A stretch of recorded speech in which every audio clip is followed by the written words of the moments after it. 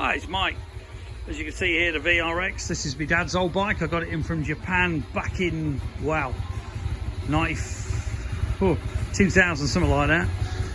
Been in our family, I believe, about, gotta be 10, 15 years now.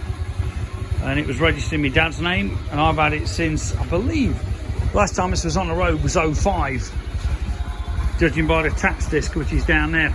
But as you can see, cracking little bike, bit of chrome obviously gone, but the original pipes still good, which is the main thing that costs a fortune.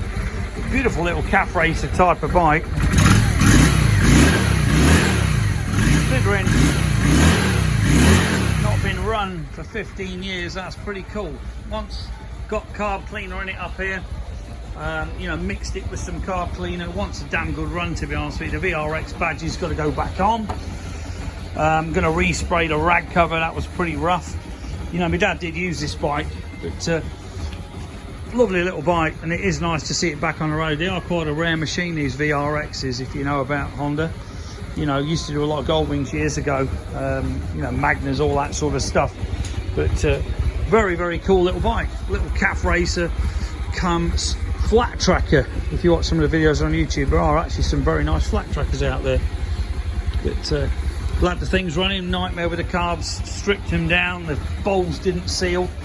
There's some kind of a lug in the way, but ticking over nicely, about 850, 900 RPM. And the chrome, like I say, it's not bad considering how old this bike is. We haven't really tried to polish it up yet, but the tank's beautiful respray by Zenkai Artwork. Does all my paint, and as you can see, not bad for an old bike.